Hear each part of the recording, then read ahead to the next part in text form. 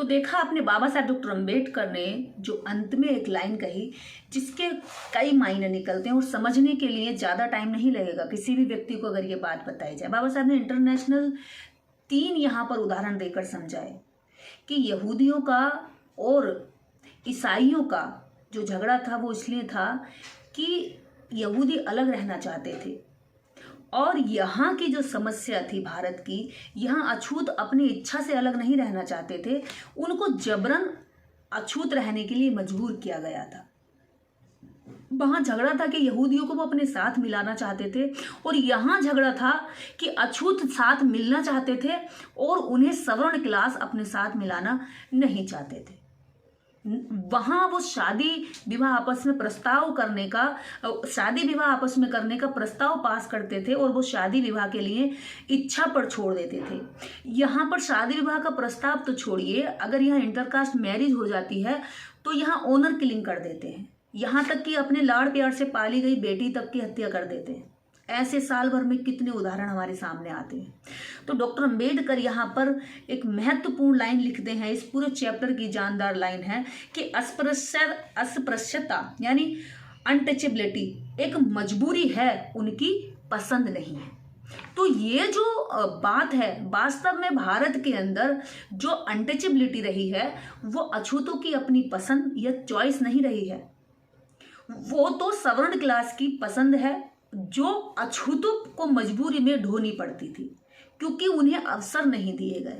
इसीलिए बाबा साहब डॉक्टर अम्बेडकर ने कहा कि अछूतों की जो समस्या है उसमें सुधार करने की बेहद सख्त जरूरत है, जिसपे कभी कभार सवर्ण क्लास दुखी तो हो लेता है कि अरे बहुत गरीब जीवन जीते हैं, बहुत परेशान है, बेचारे हैं, बड़े ही अभागे हैं, लेकिन उनकी प्रॉब्लम्स को खत्म करने के लिए प्रयास कभी नहीं करता है।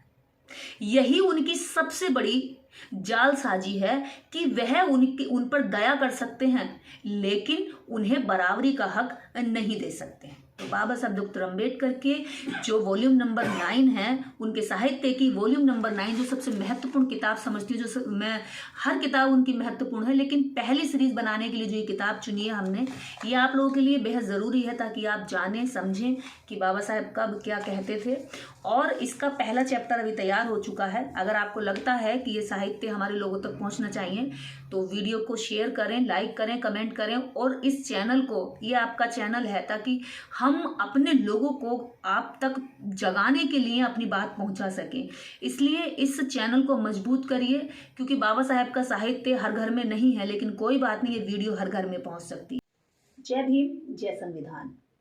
बाबा साहब डॉक्टर अम्बेडकर ने अपने जीवन में कितना संघर्ष किया, जो काम किया, उसके साथ साथ उन्होंने उस संघर्ष के दौरान लेखन का भी काम साथ साथ करते रहे, जिसमें बाबा साहब डॉक्टर अम्बेडकर के पूर्ण साहित्य को पढ़ना समझना हम लोगों के लिए बेहद ज़रूरी है।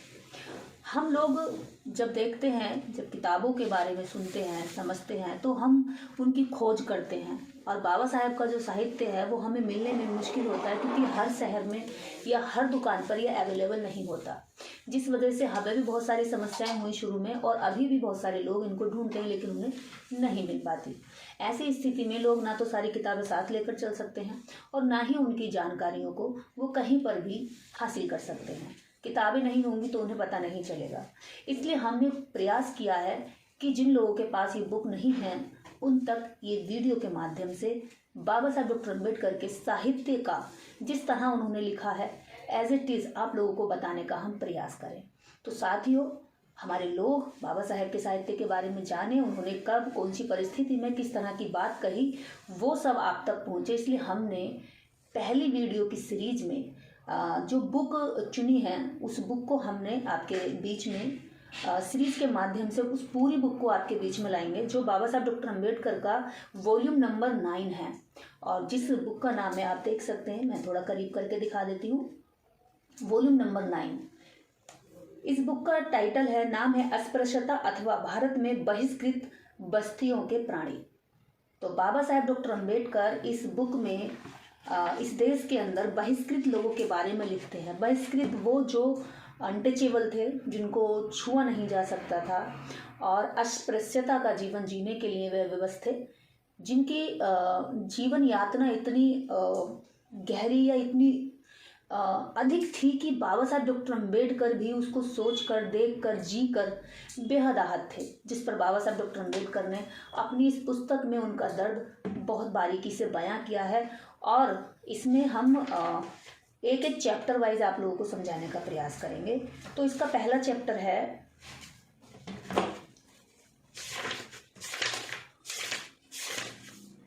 भाग पहला, और चैप्टर का नाम है अस्पृश्यता अथवा उसका स्रोत। आप देख लें, अस्पृश्यता अथवा उसका स्रोत यानी अनटचेबिलिटी और उसके सोर्स। तो इस पर आज हम बात करना चाहते हैं और हमारे लोगों को पता चले कि किस तरह से बाबा साहब ने कौन सी परिस्थिति में कितनी बारीकी से हमें जगाने का प्रयास किया, लोगों को बताने का प्रयास किया। वो इस बात को जानते समझते थे कि जब मैं नहीं रहूँगा तो कम से कम ये साहित्य मेरे लोगों को जागरूक करने का काम करेगा।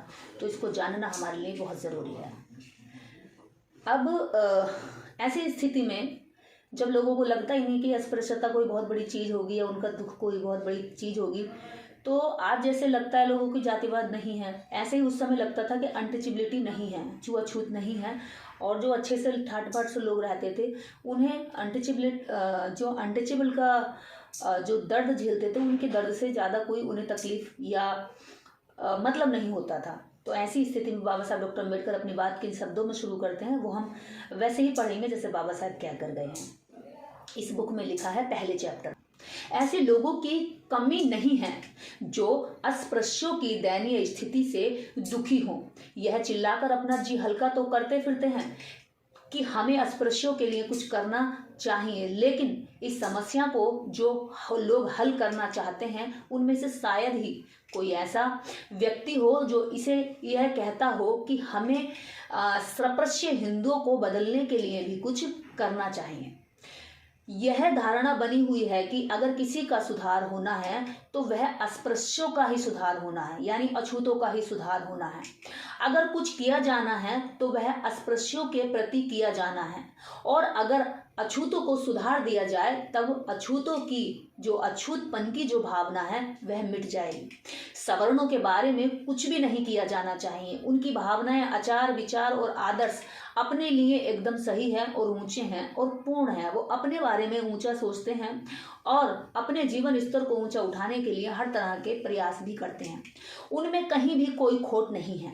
क्या यह धारणा उचित है कि जो लोग जीवन में पीछे या सिस्टम में पीछे धकेल दिए गए हैं उनको आगे लाने का प्रयास नहीं किया जाना चाहिए? जो आगे हैं उन्हीं को आगे हमेशा रहना चाहिए?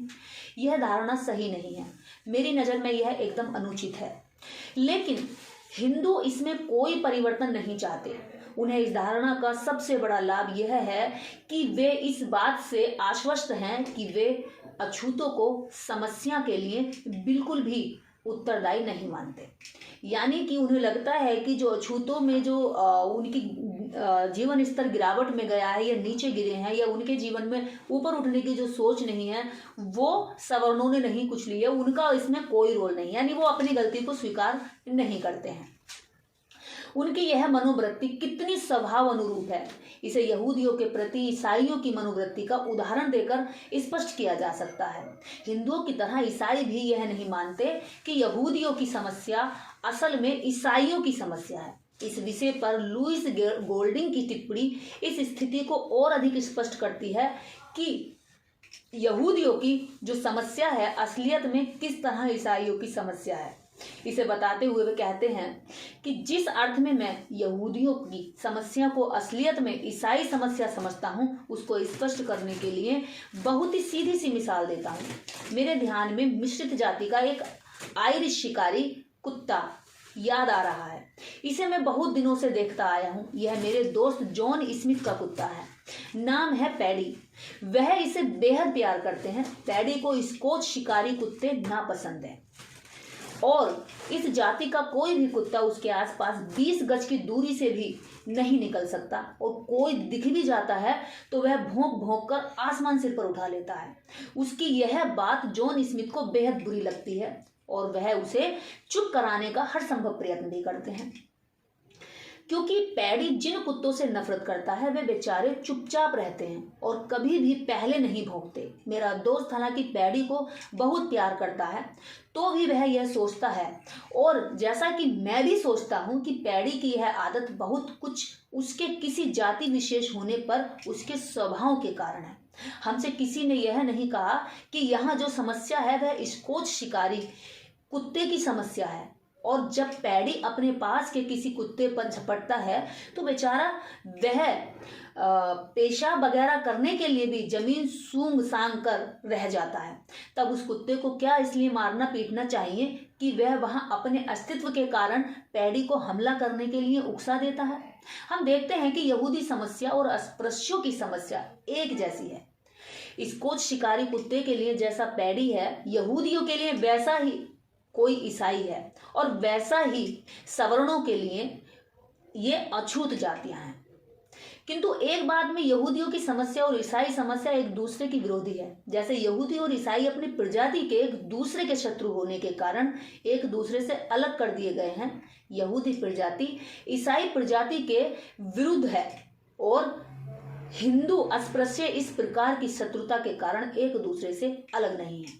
उनकी एक ही प्रजाति है और उनके एक जैसे रीति रिवाज हैं।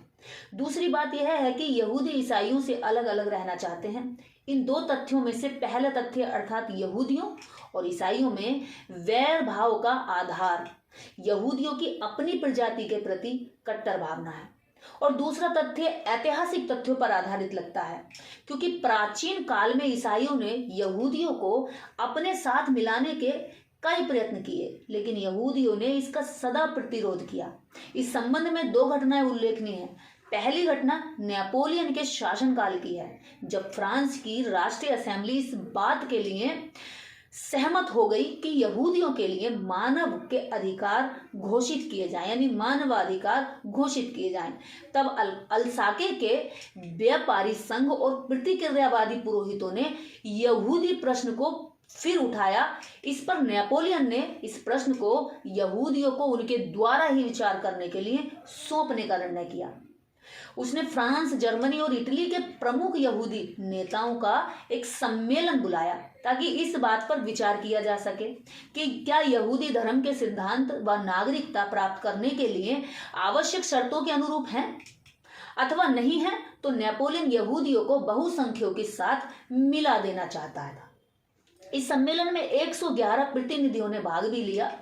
यह सम्मेलन 25 जुलाई 1806 को पेरिस टाउन हॉल में हुआ, जिसमें 12 प्रश्न विचारार्थ रखे गए। ये प्रश्न मुख्य रूप से यहूदियों में देशभक्ति की भावना, यहूदियों और गैर यहूदियों के बीच विवाह होने की संभावना और इसकी कानूनी मान्यता से संबंधित थे। सम्मेलन में जो घोषणा की गई उससे नेपोलियन इतना प्रसन्न हुआ कि उसने यरूशलेम की प्राचीन प्रसिद्धि के आधार पर यहूदियों की एक सर्वोच्च न्याय परिषद सैनहेड्रिन, जो न्याय परिषद सैनहेड्रिन का आयोजन किया गया, उसमें इसे विधानसभा का कानूनी दर्जा देना चाहा। इसमें फ्रांस, जर्मनी, हॉलैंड और इटली के 71 प्रतिनिधि शामिल हुए। इसकी अध्यक्षता स्ट्रासबर्ग के रब्बी सिंजेइन ने की। इसकी बैठक 9 फरवरी 1807 को हुई और इसमें एक घोषणा पत्र स्वीकार किया गया, जिसमें इस बात के लिए सभी यहूदियों का आह्वान किया गया कि वे फ्रांस को अपने पूर्वजों का निवास स्थान मान लें और इस देश के सभी निवासियों को अपना भाई समझ लें और बहन मान ले, और यहाँ की भाषा बोलने और बोलचाल के व्यवहार में शामिल करना। इसमें यहूदियों और ईसाइयों के बीच विवाह संबंध उदार से ग्रहण करने का भी अनुरोध किया गया, यानी कि यहूदी और ईसाई आपस में विवाह संबंध नहीं करना चाहते थे, पर इस असेंबली में इस बात का भी प्रस्ताव शामिल किया गया कि आपस में विवाह संबंध करें ताकि आने वाली जनरेशन में आपसी मतभेद खत्म हो जाए। लेकिन इस घोषणा पत्र में यह भी कहा गया कि यह विवाह संबंध यहूदियों की धार्मिक महासभा द्वारा नहीं स्वीकृत किए जा सके। यहाँ यह उल्लेखनीय है कि यहूदियों ने अपने और गैर यहूदियों के साथ विवाह संबंध होने की स्वीकृति नहीं दी। वो भी नहीं चाहते थे कि यहूदी और ईसाई आपस में विवाह संबंध स्थापित करें, क्योंकि जो धार्मिक चर्च पोप जो पादरी थे वो नहीं चाहते थे कि आपस में दो धर्मों के लोग एक साथ विवाह संबंध करके धर्मों की अस्तित्व को खतरे में डालें। उन्होंने इन संबंध के विरुद्ध कुछ भी कार्रवाई न करने के बारे में सहमति मात्र दी थी कि हम इनके खिलाफ नहीं जाएंगे, अगर कोई करना चाहता है तो वो कर सकता है, लेकिन हम इसका समर्थन नहीं करेंगे। तो धार्मिक गुरुओं ने इसका समर्थन नहीं दिया, लेकिन आम पब्लिक पर डिसीजन छोड़ दिया कि यहाँ पर इस तरह का विरोध हम नहीं करेंगे। जैसे कि हमारे देश में ऑनर किलिंग हो जाती है, अगर एक जाति दूसरी जाति से कर लेती है, वहाँ तो धर्मों में भी अलग अलग शादी हुई, उसके लिए भी जो चर्च और जो धार्मिक गुरु थे उन्होंने कहा कि हम इसमें अपनी ओर से किसी भी तरह का प्रेशर नहीं डालेंगे, लेकिन अगर जनता चाहती है, यहूदी और ईसाई चाहते हैं आपस में विवाह संबंध या शादी संबंध करना, तो इसमें हमारा कोई भी इंटरफेयर नहीं होगा। इसके बाद दूसरी घटना तब की है जब बटाविया गणराज्य की स्थापना 1795 में हुई थी। बाबा साहब अम्बेडकर यहाँ बहुत महत्वपूर्ण घटनाओं को शामिल करके हमें समझाने की कोशिश कर रहे हैं। उसके आगे बाबा साहब बोलते हैं, इसमें यहूदी संप्रदाय के अति उत्साही सदस्यों ने इस बात पर दबाव डाला कि उन ढेर सारे प्रतिबंधों को समाप्त किया जाए जिनसे यहूदी पीड़ित हैं। यहाँ यहूदियों ने मांग करी कि वो जो सारे जो बाउंडेशन हैं, जो प्रतिबंध लगाए गए हैं, उन सब को यहाँ से हटाया जाए जो उनके जीवन को आसान बना सके।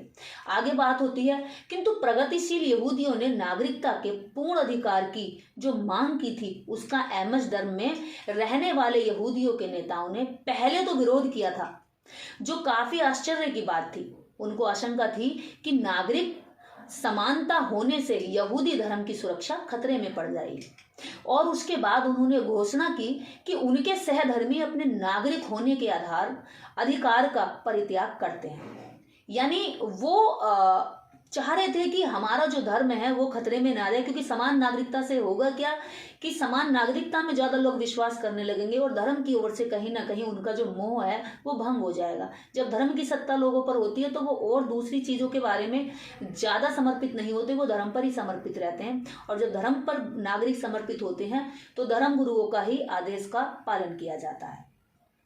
उन्होंने कहा कि वह अपने नागरिक होने के अधिकार का परित्याग करते हैं। मतलब धर्मगुरुओं ने यहाँ पर नागरिकता लेने से भी इनकार कर दिया कि हम नागरिक नहीं, हम केवल धर्म के ही गुरु माने जाएंगे।